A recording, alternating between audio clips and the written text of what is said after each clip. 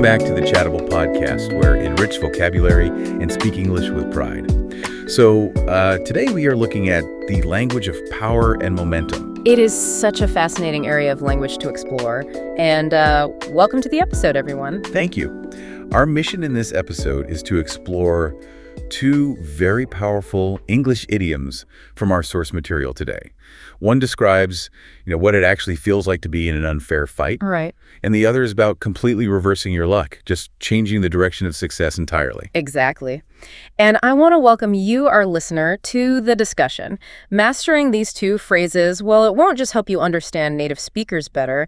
It is actually going to give you the exact tools you need to describe complex social dynamics in your own life. Which is incredibly useful. Oh, absolutely. Whether you are, analyzing global politics or just navigating a difficult workplace. Well, I think we should start with the more difficult side of that power dynamic.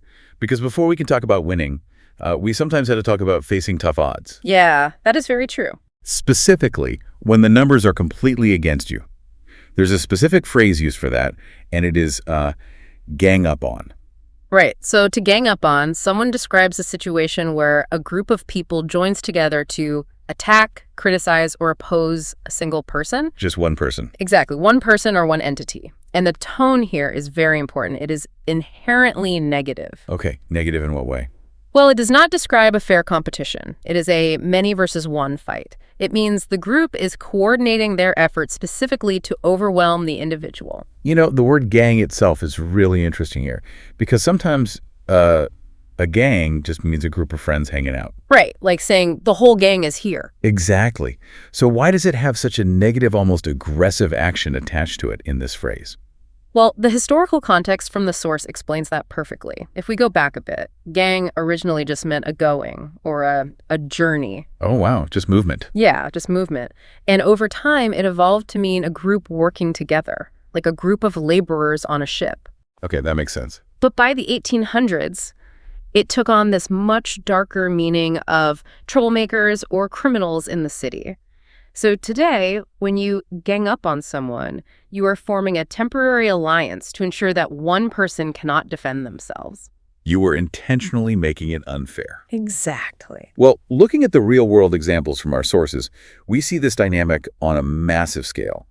And I want to be strictly impartial here, just sharing the examples provided in the text. Of course. The source notes that the Trump administration felt that most other countries, including decades-old allies in Europe, were ganging up on the U.S. regarding major geopolitical issues. Yes, and analyzing that purely for the vocabulary, it perfectly shows the core of the idiom. The feeling of being outnumbered. Right.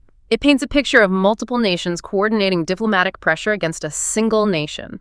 But it happens in everyday life, too. Oh, absolutely. Think about a normal workplace. Imagine a project manager. Let's call her Elena. Okay, Elena. She is presenting a project. If one person disagrees, that is just a debate. But if all her coworkers criticized her project at the exact same time... Oh, that feels awful. It does. She would feel like her coworkers were ganging up on her. They formed an alliance to criticize her all at once. Let me ask a clarifying question, though. What if a group of people gang up to do something nice? What do you mean? Like, say 5 friends are secretly working together to help our friend Carlos move his heavy furniture. They're overwhelming him with numbers, right? They are, but they are absolutely not ganging up on him. Wait, really? Really? The phrase is almost exclusively used for arguing, fighting, or teasing. If those friends are helping Carlos, they're simply helping him.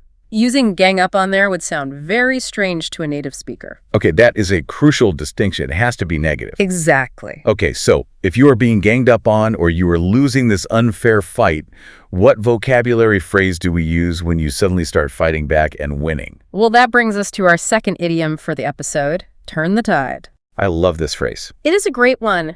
To turn the tide means to change a situation from losing to winning, or, to completely reverse the direction in which things are going. The imagery there is so strong. I mean, if you think about the sheer physical power of the ocean. Oh, yeah. If you have ever tried swimming or walking against the ocean's pole, it is exhausting. It feels impossible. You can't beat the ocean. Right.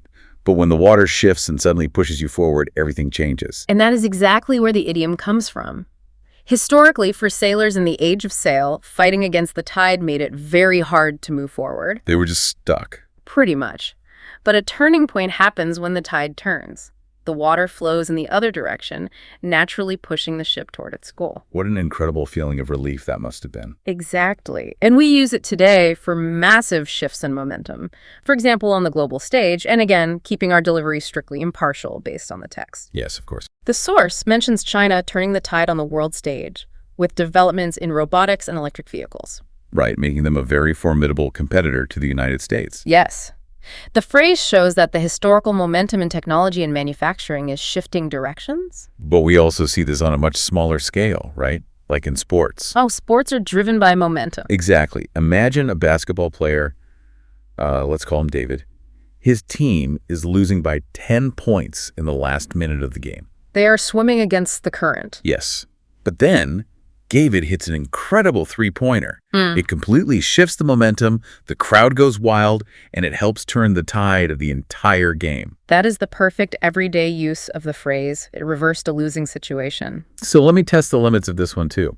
If I was a little bit hungry this afternoon and then I ate a small snack, did I turn the tide on my hunger? No, you definitely did not. No, why not? Because this phrase must never be used for small, unimportant changes. A snack is too small. Yes. Turn the tide is strictly reserved for massive, significant changes in power, fortune, business, or history. It needs the weight of the ocean behind it. Exactly. Well, let's quickly recap these lessons for our STEM listener today. Gang up on is negative and unfair. It is a group attacking one person. Right. And turn the tide is positive and powerful.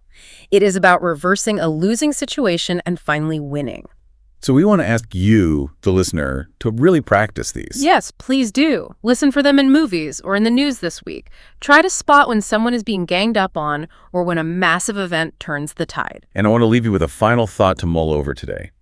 Think about a specific moment in your own life or your career where everything seemed to be going against you. When you were totally outnumbered. Exactly.